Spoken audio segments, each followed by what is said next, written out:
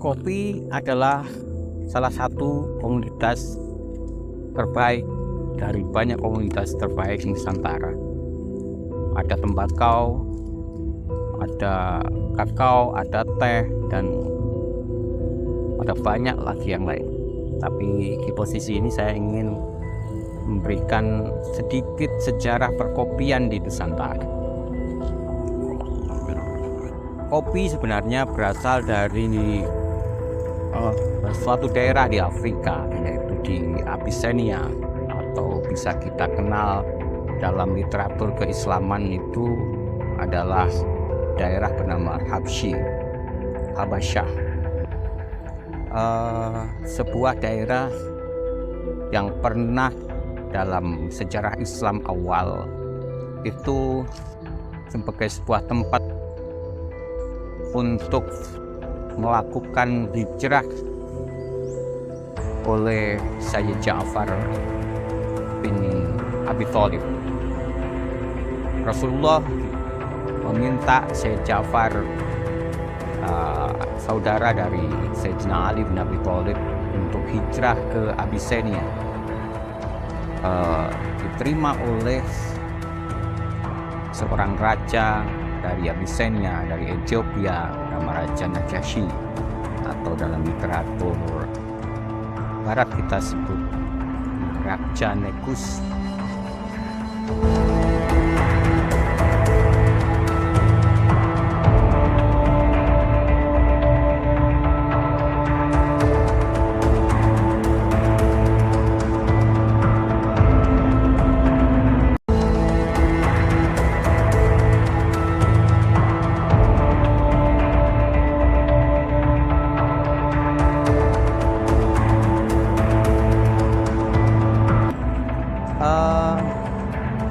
Dari situlah asal kopi pertama kali dikenal. Meskipun nggak tahu dalam sejarah kuno kopi itu sudah tumbuh di daerah mana saja, tapi awal mula kopi ditemukan, biji kopi ditemukan, benih kopi ditemukan itu dari dari Abyssinia, atau kita kenal hari ini di Ethiopia. Oleh pedagang Arab di abad pertengahan, dibawalah kopi itu ke Nusantara. Dan di Nusantara diperkenalkan proyek kultivasi kopi. Meskipun tidak hanya di Nusantara tersebarnya, tapi juga di Turki yang kita kenal hari dengan kafe-kafenya, atau di Yaman yang kemudian kita kenal hari ini di sebuah daerah bernama Mukho. Kemudian kita kenal hari ini dengan kata mocha.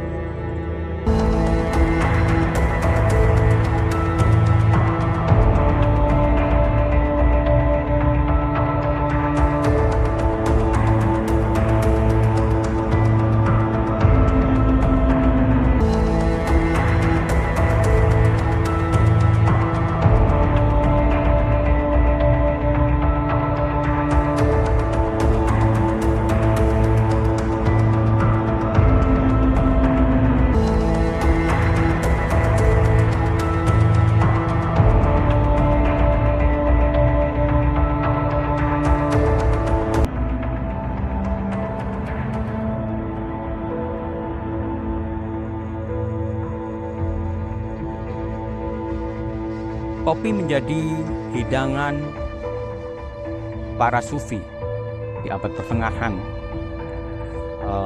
di mana kopi menjadi sebuah perjamuan khusus, bukan perjamuan kudus, perjamuan khusus kalangan sufi, disangrai di tempat, dibikinkan public square.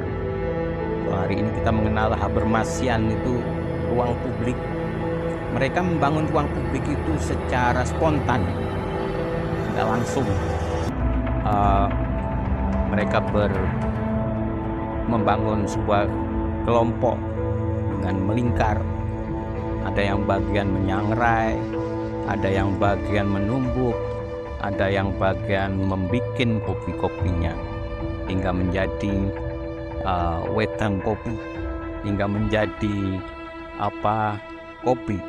Maka dibedakan antara algun biji kopi dengan al-qahwah, kopi yang sudah dalam bentuk cair atau kopi yang sudah siap dihidangkan, minum, diseruput.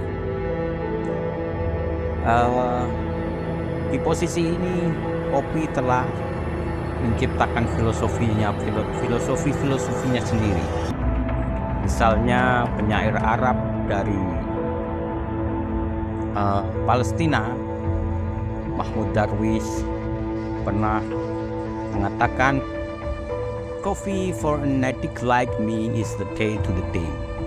Kopi bagi pecandu sepertiku adalah kunci menuju hari-hari. Khalil Gibran juga pernah menyebut bahwa al-qahwah tuslihu ma afsadahul akharun. Kopi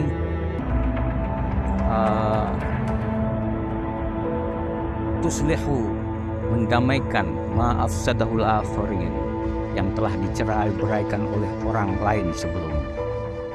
Artinya kopi ini memang tumbuhan surgawi. Kopi ini memang hidangan surgawi. Dan di Nusantara berlangsung kultivasi kopi itu pada masa VOC hingga 360 tahun Belanda mengkolonisasi Hindia Belanda. Itu salah satunya adalah dengan memberikan pelajaran, memberikan pembelajaran, menciptakan kebun raya yang dimana salah satunya adalah menanam kopi. Maka dikenallah perkebunan kopi hari ini lebih banyak dari peninggalan lain.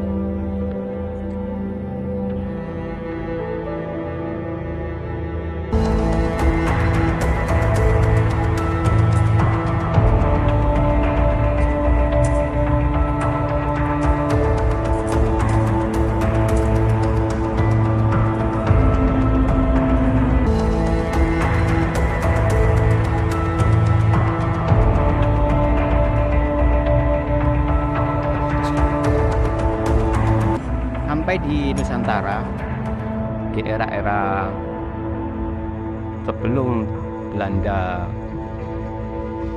melakukan kolonialisasi dalam bentuk apapun yang lewat perdagangan yang sering kita kenal dengan Verenigde Oostindiese Compagnie atau VOC, hingga kemudian membentuk sebuah kerajaan di sebuah koloninya. Kopi sebenarnya sudah dikenal oleh pedagang-pedagang Arab dan di kalangan Hadrami yang hari ini banyak diperselisihkan tentang penasaban Ba'alawi.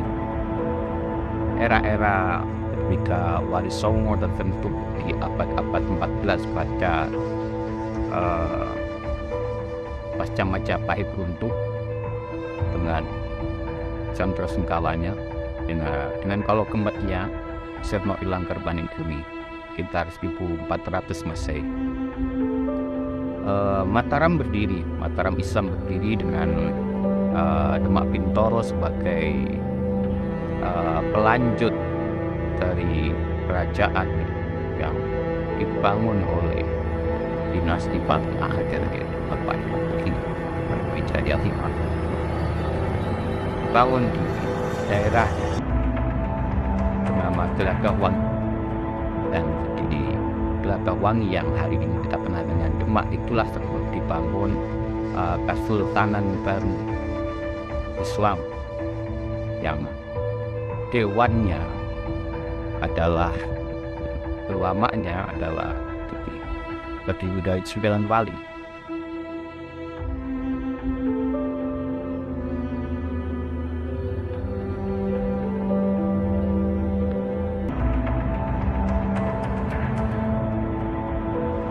Sembilan wali sendiri juga tidak serta-merta menghapus tradisi lama. Wali Songo adalah transformasi dari Mandala Kadewa Kiruan itu Majapahit itu yang sebenarnya juga terdiri dari 4 penjuru mata angin dengan satu sebagai poros di tengah. Adapun kalau terdiri dari 9 orang, 9 wali, maka 8 adalah menunjukkan sebagai 8 penjuru mata angin dan 1 sebagai fokus. Disitulah proses pengenalan kopi pada tradisi masyarakat Sufisme, masyarakat Sufistik Jawa yang diperkenalkan oleh para wali itu sendiri. Periode-periode berikutnya ketika Demak hadir dan Belanda masuk ini era Sultan Agung, sebenarnya ini adalah hal yang positif ketika pertanian kopi justru diperbaharui, dibangun secara modern. Pada skala modern, Belanda memberikan pendidikan tentang bagaimana menanam kopi dengan baik. Sebelumnya tradisi penanaman kopi di Nusantara cukup tradisional. Positifnya ketika dilakukan kolonialisasi ini berlangsung masif sebagai salah satu dari berbagai proyek kebun raya, proyek kebun rojo yang kita kenal di setiap daerah itu, kebun rojo. Nah, dari kata kebun royo, kebun raya, botanical garden, dan yang paling besar di Jawa adalah kebun raya Bogor maupun kebun raya Kebodali. Dibangunlah proyek-proyek penanaman itu beserta pembuatan pabrik-pabrik dan olahannya hingga pada taraf yang paling detail, yaitu pasca panen hingga proses roastery hingga proses siap edar. Itu dibangun dalam satu koloni kebun daerah. Kalau di area Kediri ini pernah ada area Rangkap Pawon, ada area lereng-lereng Gelut, Tata, dan di sekitarnya ada produsen kopi di area sekitar pabrik yang pernah ada. Hingga hari ini perkopian Kediri dan perkopian area Mentaraman, perkopian area Jawa hingga Kalamakru Nusantara mulai bangkit kembali karena mereka sadar bahwa hanya kita punya komoditas terbaik yang pernah seharga 1 gram kopi adalah 1 gram emas. Hari ini kita mencoba mengembalikan kembali kejayaan perkopian Nusantara ini dari proses-proses dari menggali sejarah-sejarahnya dengan regresif, dengan membaca ke belakang fenomena-fenomena itu.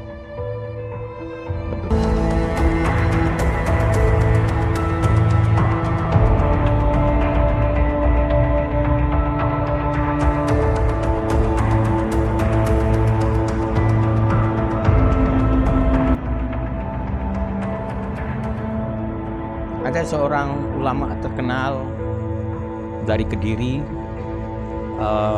masih memiliki terah dengan Mbah Yahuda Lorof Pacitan, seorang panglima perang Jawa,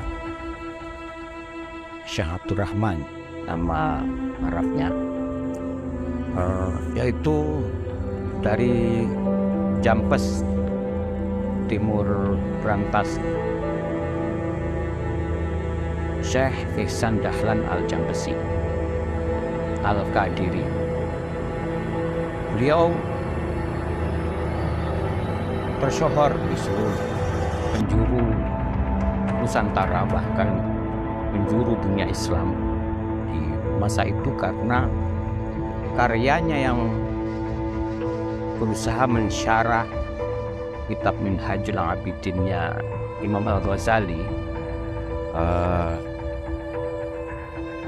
berjudul Sirajul Talibin. Beliau mengarangnya dalam 2 jilid tebal. Dan bukan hanya itu saja sebenarnya. Beliau sebagai penikmat kopi juga telah mengarang satu kitab kecil, kitab tipis, berjudul Kitab Kopi dan Rokok. Itu judul terjemahan yang sudah pernah diterjemahkan oleh Lembaga Kajian Islam Sosial, atau kita bisa sering sebut LKIS Yogyakarta. Judul asli dari kitab itu adalah Irsyadul Ikhwan Dibayani Syurbil Qahwah wa Dukhan, menunjukkan bagaimana Syekh Ihsan Dahlan itu memiliki concern berkenaan dengan tradisi ngopi, tradisi membangun ruang publik di era-era pasca Perang Jawa, atau dalam bahasa Ronggowarsito kita sering kenal dengan era Kolobendu, era Kolotido. Itu Mbah Ihsan Dahlan mencoba menggali manfaat-manfaat kopi dan tembakau yang bisa kita lacak ke belakang. Itu adalah tradisi masyarakat pesantren yang dibangun pasca tertangkapnya Pangeran Diponegoro di Karsinenggolan. Diponegoro tertangkap di tahun 1830 pasca perlawanannya selama 5 tahun, dimulai di tahun 1825. Dengan tertangkapnya Diponegoro itu, beliau bargaining position dengan Belanda setelah proses panjang yang telah menghabiskan dana kerajaan Belanda untuk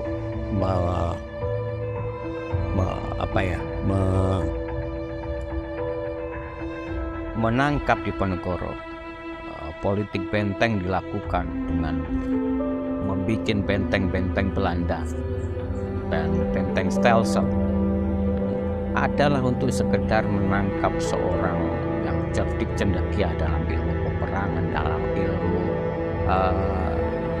kesufian, dalam ilmu apapun. Dia adalah Raden Mas Ontowiryo, atau kita kenal dengan Abdul Kamit, atau kita kenal dengan Pangeran Diponegoro. seorang Eri Cokro Imam Mahdi Lokai di Jawa ini. Dan tradisi pesantren pasca tertangkapnya Diponegoro adalah tradisi penetrasi laskar-laskar perang Jawa yang tersebar, yang tidak boleh ditangkap oleh Belanda pasca bergeningnya Diponegoro. Dengan ditangkapnya Diponegoro itu, Diponegoro meminta agar laskar-laskarnya dibiarkan tetap melakukan aktivitasnya di daerah Mancanagari Wetan. Kita sebut di bukunya Lucian Adam, Antara Lawi dan Medes. Tradisi pesantren tidak bisa dilepaskan dari tradisi ngopi dan merokok, karena dari situlah kita akan tahu bahwasanya pertanian tembakau, pertanian kopi itu justru dipelihara oleh kalangan santri.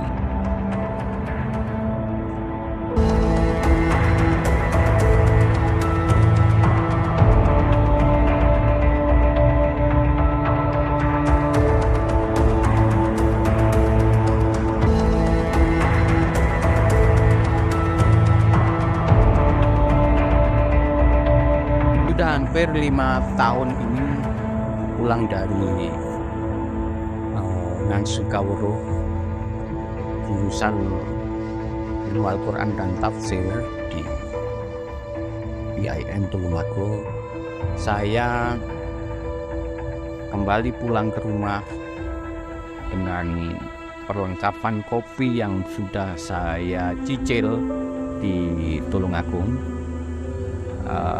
untuk membangun ruang publik perkopian, membangun lingkaran-lingkaran kecil hingga lingkaran-lingkaran besar dengan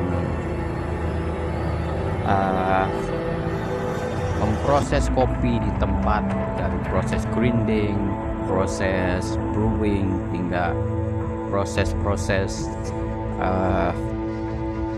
cupping di setiap pertemuan-pertemuan yang ada, baik di mauqif wiladah maupun syahadah para imam ahlul bait di kalangan Syiah di Jawa Timur. Saya selalu datang untuk membawakan perkopian itu. Di setiap hari Jumat,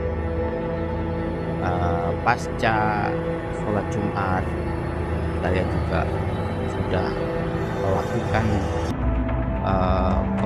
pengenalan kopi dengan pembahasan ringan seputar sosial, seputar agama, seputar filsafat, dalam obrolan-obrolan kecil itu. Juga bahkan kalau setiap hari saya suntuk, saya mencari teman untuk ngopi bersama, untuk sekedar membangun ruang publik diskusi, ruang publik mubadalah, ruang publik musyawarah kalau dalam bahasa Quran, hingga ruang publik mujadalah, perdebatan seputar agama, seputar filsafat, seputar ilmu-ilmu sosial dan lain sebagainya. Dan hari ini saya mendaku diri sebagai ketua Mojokerto Reader Society untuk mengajak teman-teman semua sadar akan literasi tentang sebuah kota kecil di Pare, sebuah kota kecil di Jawa Timur, di sebuah kabupaten Kediri, yaitu bernama Pare, bahwa Pare pernah disinggahi oleh beberapa antropolog dari Amerika untuk diteliti, dilakukan research berkenaan dengan Pare. Project itu bernama Project Mojokerto. Dan kita hari ini generasi milenial atau generasi yang masih hidup pasca GERD, pasca before GERD datang, selama hampir 5 tahun dia meneliti beserta dengan sahabat-sahabat lainnya, kolega-kolega lainnya, dan istrinya salah satunya, Yodel Fear, telah menghasilkan karya monumental, magnus opus, Religion of Java, yang telah diterjemahkan ke dalam judul Abangan Santri Priai dalam Masyarakat Jawa. Pare adalah sentrum, Pare adalah barometer kebudayaan Jawa, kebudayaan baik itu kebudayaan pesantren, baik itu kebudayaan abangan pasca Belanda. Bahkan GERD datang ketika Belanda sudah tidak lagi melakukan kolonialisasi. GERD datang untuk meneliti sebuah kota kecil namun memiliki dinamika sosial, dinamika kultural, dinamika politik. Dan salah satu yang dihasilkan dari karya GERD tentang dinamika politik di sebuah kota kecil di Jawa adalah Mojokerto itu. Demikian yang bisa saya sampaikan. Kita sambung di lain kesempatan dengan tema-tema yang lain. Terima kasih. Salam damai dari Mojokerto. Salam damai dari kota yang dikenal dengan kampung Inggrisnya hari ini. Dan selamat beraktivitas, tetap semangat, dan tetap sadar akan literatur, sadar literasi.